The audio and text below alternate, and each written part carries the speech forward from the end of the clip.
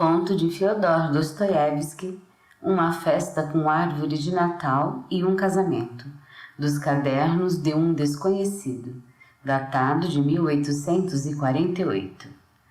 Há dias assisti a um casamento, mas não. É melhor que vos conte sobre uma festa com árvore de Natal que eu vi. O casamento foi bom, gostei muito, mas a outra festa foi melhor. Não sei porquê, mas ao assistir ao casamento, lembrei-me da festa da árvore. Aconteceu assim. 5 anos atrás, na véspera do Ano Novo, fui convidado para um baile infantil. O anfitrião era um homem de negócios muito conhecido, com boas relações na sociedade, batido em intrigas, pelo que era possível supor-se que este baile de crianças fosse um pretexto para os pais se reunirem e falarem de assuntos importantes de maneira desprendida, ocasional e espontânea. Eu era um homem alheio a isso tudo, e não tendo, portanto, quaisquer assunto a tratar com ninguém, passei um fim de tarde de forma bastante independente. Havia lá mais um senhor, de condição modesta e sem linhagem nobre, a quem também aconteceu, tal como a mim, assistir à festa da feliz família. A primeira pessoa em que reparei foi esse homem. Era alto, magro, muito sério, vestido com bastante decoro, mas era visível que não estava inclinado para as alegrias e para a felicidade da família. Quando se afastava para qualquer canto, deixava imediatamente de sorrir e carregava o seu sombrolho espesso e negro. Além do anfitrião, não conhecia mais ninguém presente no baile. Via-se que se aborrecia muito mais, que suportava fazer até o fim, heroicamente, o papel do convidado feliz e cheio de animação. Eu viria a saber mais tarde que se tratava de um senhor da província que tinha um assunto muito sério e complicado para tratar na capital, e que trouxera para o dono da casa uma carta de recomendação pelo que este se via obrigado a dar-lhe proteção, mas não com amor, tendo-o convidado para o seu baile infantil apenas por delicadeza. Não se jogava as cartas, não lhe ofereceram charuto, ninguém conversava com ele, tendo os outros convidados reconhecido nele, talvez, o pássaro pela penugem. Por isso, o sobredito senhor andava por ali sem saber onde meter as mãos, confiando por isso as suas suíças durante todo o serão. Umas suíças, aliás, de excelente qualidade. Porém, alisava-as com tanta aplicação que, olhando para ele, nos passava realmente pela cabeça que nele, no princípio, tinham sido criadas as suíças e só depois o homem para as alisar. Além dessa figura participando desse modo na felicidade da família do anfitrião, pai de 5 filhos varões bem tratados, gostei de mais um senhor, mas este era de um gênero absolutamente diferente.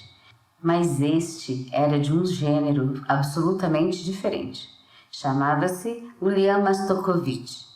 Logo, ao primeiro olhar, ficava claro que era o convidado de honra e que as relações dele com o anfitrião eram semelhantes às relações do anfitrião com o senhor que confiava as suíças. Os donos da casa diziam a personalidade um mar de amabilidades, cuidavam dele, serviam-lhe o vinho, mimavam-no e levavam junto dele os convidados para lhe serem apresentados, e nunca o contrário. Reparei que nos olhos do anfitrião cintilaram lágrimas quando Ulian Mastakovich observou que raramente passara momentos tão agradáveis como naquele serão. Senti uma espécie de medo na presença dessa personalidade.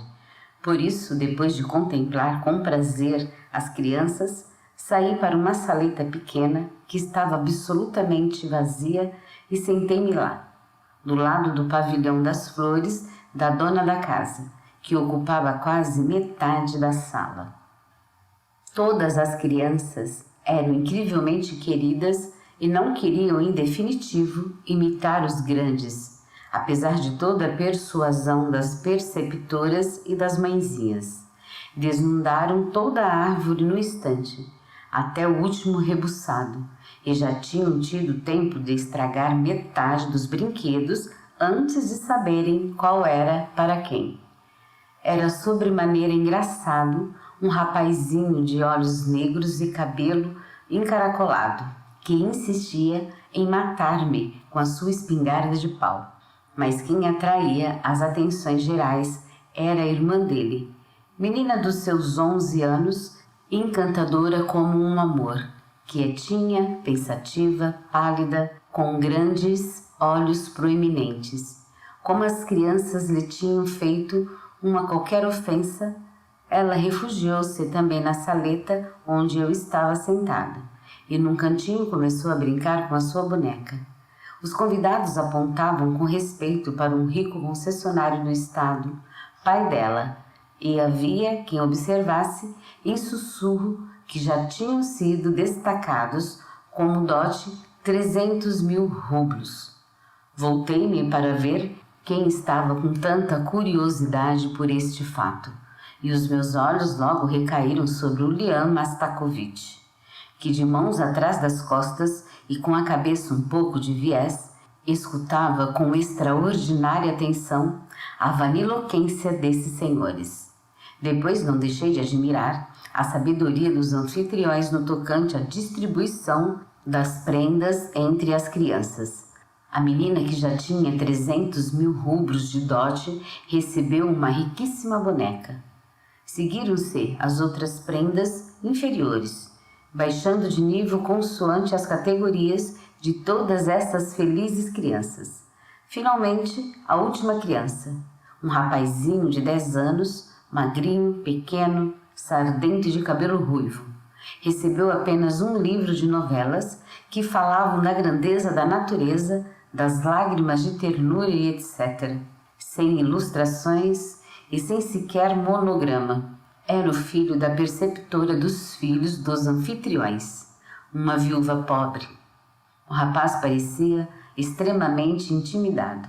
Vestia um casaquinho de nanquim barato. Depois de ter recebido seu livro, andou durante muito tempo ao lado dos brinquedos. Apetecia-lhe muito brincar com as outras crianças, mas não se atrevia.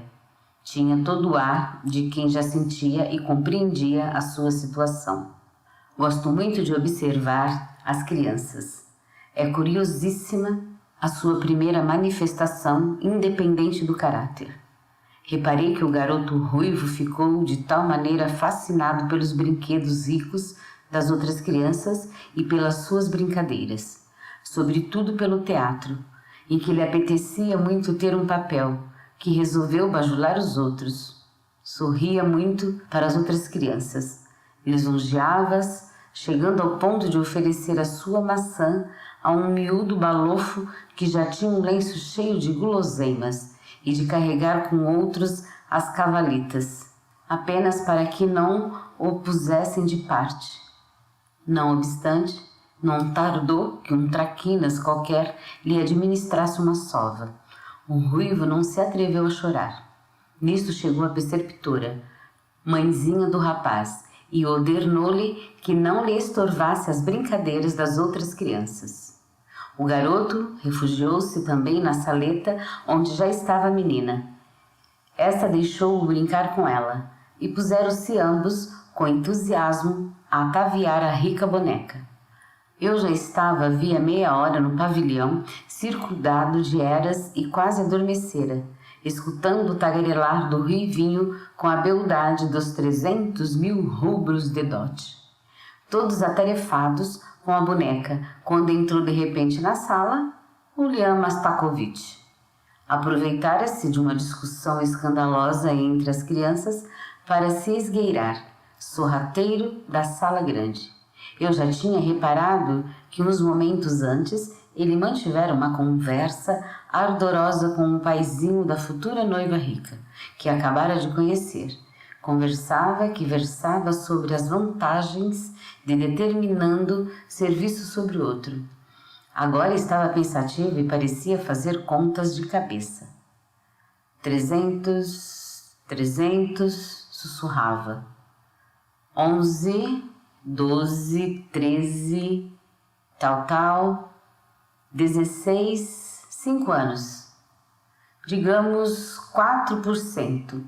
Faz 12, vezes 5 faz 60.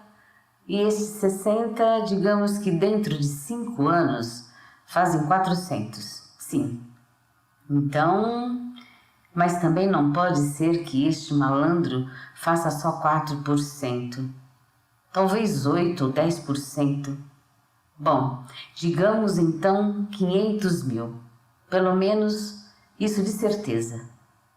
É o que sobrar é para os trapos.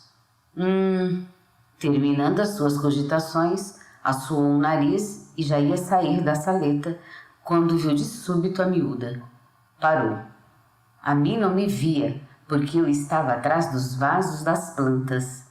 O senhor parecia-me emocionadíssimo. Fosse porque os cálculos que fizera tinham sortido seus efeitos, fosse por qualquer outra coisa, o certo é que não parava quieto e não se cansava de esfregar as mãos. A sua emoção ia crescendo até Nekplasutra. Mas depois parou e lançou um olhar resoluto à futura noiva. Já ia avançar para ela, mas primeiro olhou à volta. Depois, em bicos de pés, com um ar que parecia culpado, começou a aproximar-se da criança. Esboçou um sorrisinho, inclinou-se, beijou-a na cabeça. A miúda, que não esperava o ataque, soltou um grito assustado. — O que está a fazer aqui, minha linda menina? Perguntou ele num sussurro, olhando para trás de vez em quando e dando pancadinhas nas bochechas da garota. — Estamos a brincar. — Ah, é? Com ele? Ulyan Mastakovich olhou de soslaio para o rapazinho. — Tu, meu caro, vai para a sala, disse ao rapaz. O rapaz calava-se e olhava para ele com os olhos muito abertos. Ulyan Mastakovich olhou de novo ao seu redor e inclinou-se para a miúda. — E isso, o que é, minha linda menina? É uma bonequinha? Perguntou. — É uma boneca, pois, respondeu a miúda, de rosto franzido e um pouco tímida. — Uma boneca. Mas, linda menina, sabe de que é feita a sua boneca? — Não sei, sussurrou a rapariga, baixando muito a cabeça. — De trapinhos, alminha. Era melhor ires para a sala, para junto dos teus companheiros, disse Ulyan Mastakovich ao rapazinho, olhando-o com severidade. A miúda e o rapaz franziram as caras e agarraram-se um ao outro. Não queriam separar-se. — A menina sabe por que lhe ofereceram esta boneca? Perguntou Ulyan Mastakovich, baixando cada vez mais a voz. — Não sei, porque a menina foi querida e bem comportada toda a semana. Então, muito emocionado, Ulyan Mastakovich olhou à volta e, baixando a voz cada vez mais, perguntou-lhe, numa voz quase a apagar-se de emoção e impaciência: — Diga-me, vai gostar de mim quando eu visitar os seus pais? Dizendo isso, Ulyan Mastakovich quis beijar mais uma vez a linda menina, mas o ruivinho, vendo que ela estava prestes a chorar, agarrou-lhe nas mãos e choramingou de compaixão. Ulyan Mastakovich enraiveceu-se. — Fora, fora daqui, embora, disse ao garoto. — Vai para a sala, vai para lá, onde estão os da tua idade. — Não, não, o senhor é que deve sair daqui, disse a menina. — Deixo-o em paz, dizia ela, quase a chorar. Ouviu-se um barulho qualquer à porta. Ulyan Mastakovich endireitou de imediato seu corpo majestoso e assustou-se. Mas o ruivinho assustou-se ainda mais do que Ulyan Mastakovich. Abandonou a menina e, devagarinho, cozendo-se contra a parede, saiu da sala e foi para a de jantar. Para evitar suspeitas, Ulyan Mastakovich também foi para a sala de jantar. Estava vermelho como um lagostim e, olhando-se no espelho, como se envergonhou de si mesmo. Talvez o desgostasse a sua impaciência e pressa, ou talvez ou tivessem impressionado tanto as suas contas de cabeça, ou tivesse aliciado e inspirado tanto que, apesar de ser um homem importante e sério, cedeu à tentação de se comportar como um rapaz leviano e abordar o seu objeto diretamente. Apesar de esse objeto apenas dentro de 5 anos, pelo menos pode ser o seu objeto. Segui o respeitável senhor para a sala de jantar e assisti a um espetáculo estranhíssimo. William Mastakovich, todo vermelho de desgosto e raiva, continuava a assustar o rapazinho ruivo que, morto de medo, já não sabia onde se havia de meter. Lá para fora, saia daqui. O que estás aqui a fazer, seu malandro? Andas a roubar a fruta. Tu roubas a fruta? Sai daqui, malandro. Fora, mancoso. Vai ter com os da tua idade. O rapaz, assustado, decidiu recorrer a um meio desesperado, isto é, tentou meter-se debaixo da mesa. Então seu perseguidor, exaltado até o último grau, tirou o seu lenço comprido de cambraia e com ele pôs-se a enxotar a intimidada criança debaixo da mesa. É de notar que William Mastakovich era um pouquinho gorducho. Era um homem cheio de bochechas vermelhas, rechonchudo, barrigudinho, com as coxas gordas, enfim, era bem guarnecido, como se costuma dizer, redondinho como uma noz. Suava, resfolegava e enrubescia terrivelmente. Por fim, tão grande era sua indignação, ou os seus ciúmes, talvez, que se encarniçou. Eu ri-me às gargalhadas. William Mastakovich virou-se e, apesar de toda a sua importância, ficou muito confuso. Então, pela porta oposta, entrou o dono da casa. O garoto saiu de debaixo da mesa e pôs-se a limpar os joelhos e os cotovelos. William Mastakovich apressou-se a levar ao nariz o lenço que segurava por uma ponta. O anfitrião olhou com certa perplexidade para nós os três, mas, como um homem prático e que encarava a vida do ponto de vista sério, aproveitou a ocasião para ficar a sós com seu convidado. É este rapaz, disse ele, apontando para o ruivinho, por quem eu tive a honra de fazer-lhe o pedido. O quê?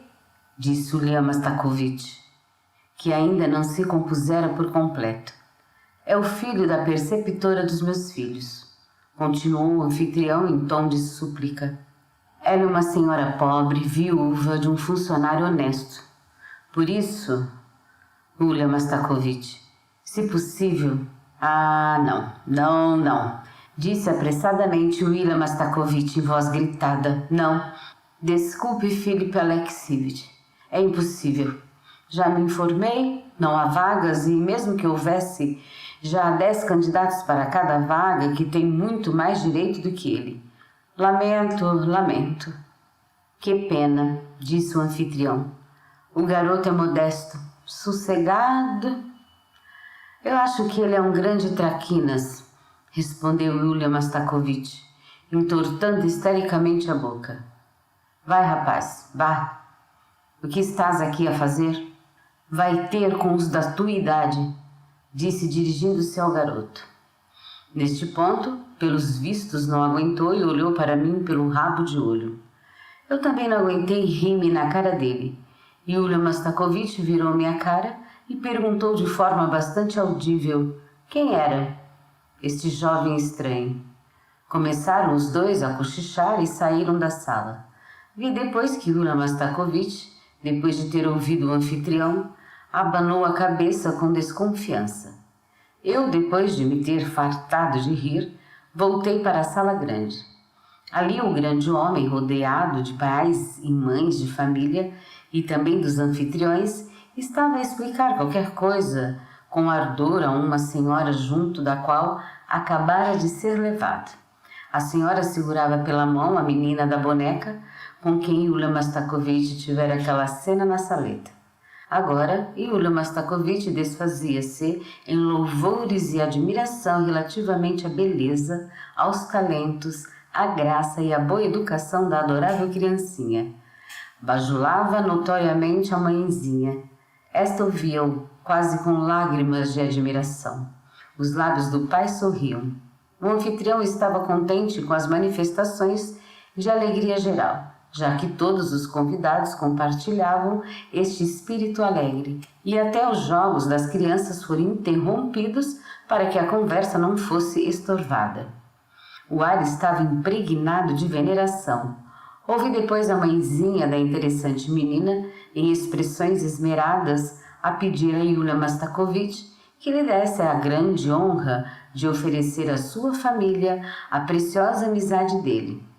Yulia Mastakovich aceitou o convite e, como depois, os convidados se dispersaram por delicadeza para todos os lados, desfazendo-se em louvores comovidos ao concessionário do Estado, a sua esposa, a menina e, sobretudo, a Yulia Mastakovich. Este senhor é casado? Perguntei quase em voz alta a um dos meus conhecidos que estava mais perto de Yulia Mastakovich. Yulia Mastakovich lançou-me um olhar desconfiado e raivoso. Não, respondeu o meu conhecido, triste até o fundo da alma por causa das minhas inconvenientes e intencionais palavras.